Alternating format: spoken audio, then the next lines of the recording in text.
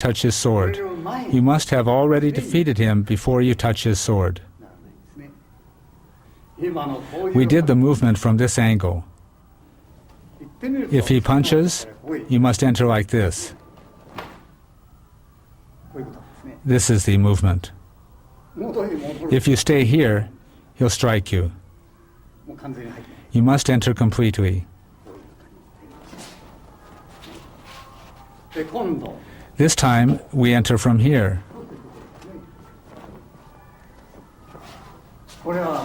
From here, you can easily enter.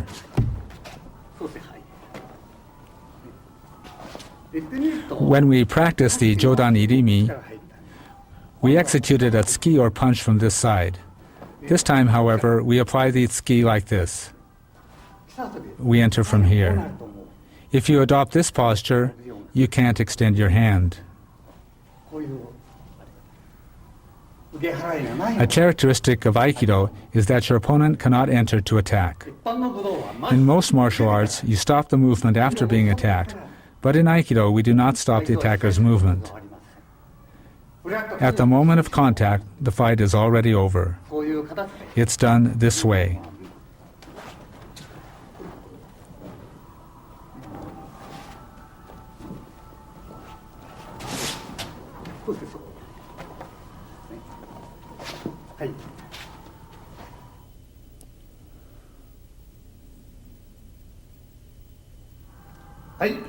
Now I'll explain kotegaeshi. The kotegaeshi is based on the previous irimi.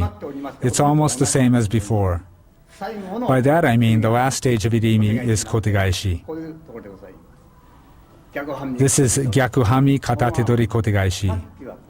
Before we entered here. Now we parry to the side. That's the only difference. Now we parry and enter like this. It's almost the same.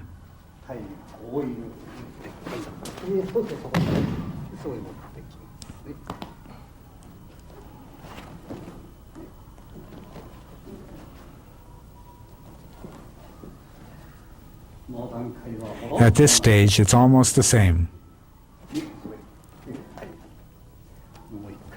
Once again,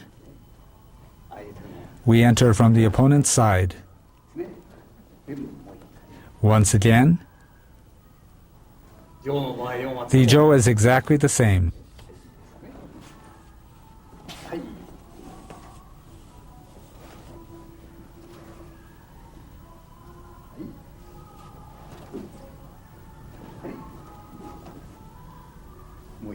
Once again.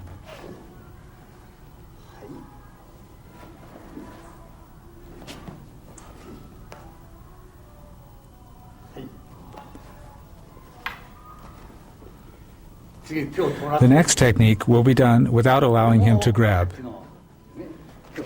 This is the same as the previous technique where we don't let him grab. This is almost the same as Tai no Henkan. It's almost the same.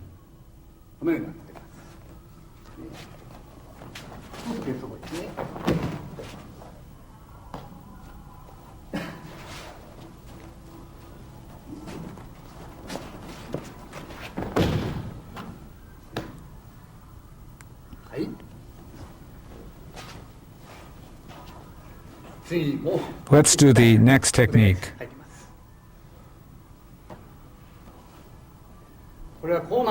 This is the technique.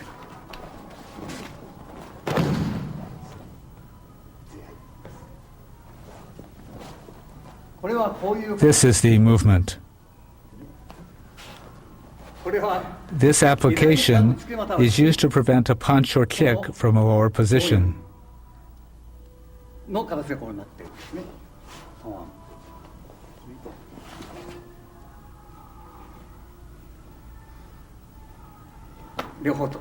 You move from here. You can enter from either side. From here, we can enter to the face.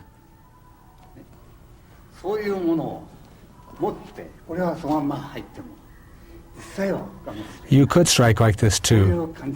That's the feeling we have when doing the move. Here, from the lower position, we prevent a punch or kick, and these are movements from the upper position. And we can do this or this. That is the movement.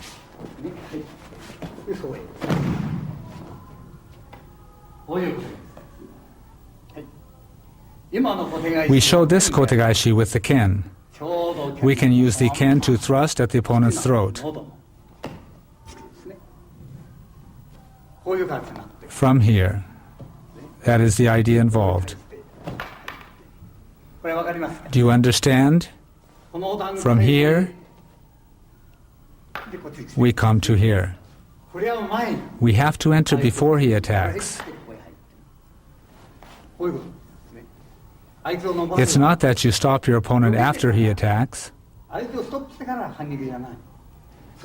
Before that, you have to be able to throw him at any time, before being touched. You have to be able to throw him at any time.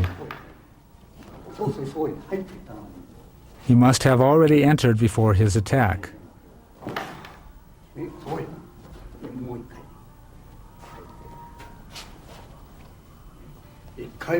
The first movement is like this, and then like this. Bring a Jo.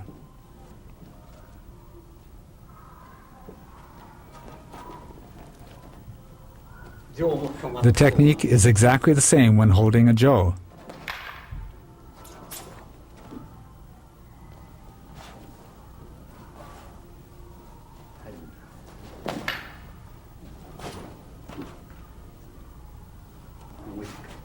Once again.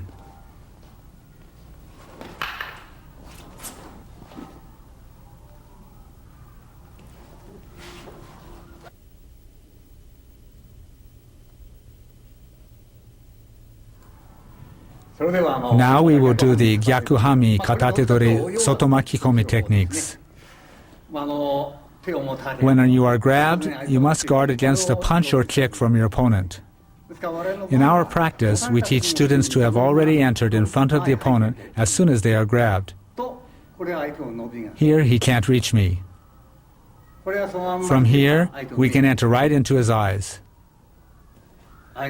You enter with the feeling of enveloping your opponent. Actually, you can enter like this and strike to these points.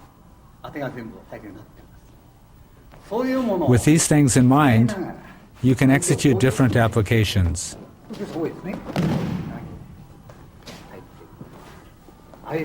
You can enter from the outside, like this. There's also this application.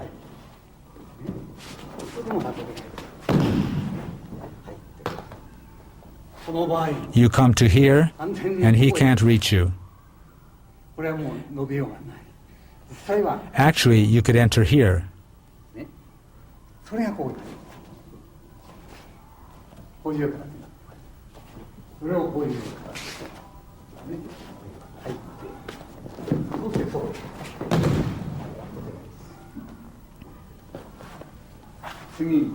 The next one is the same.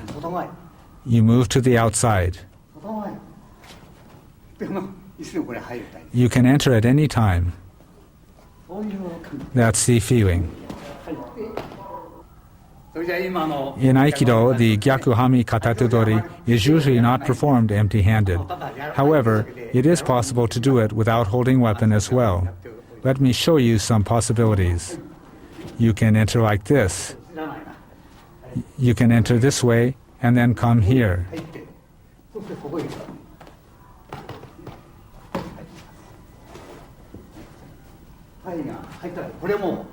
Of course, you have this application.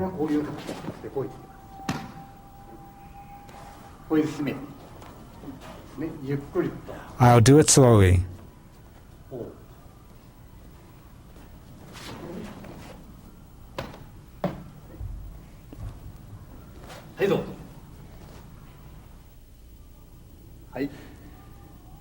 This completes our explanation of gyakuhami katate-dori.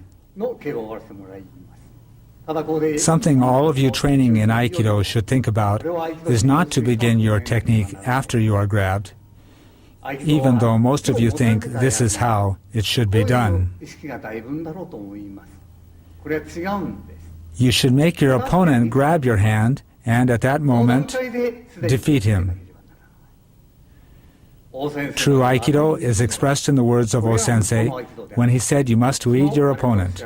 You should keep in mind that this is true Aikido.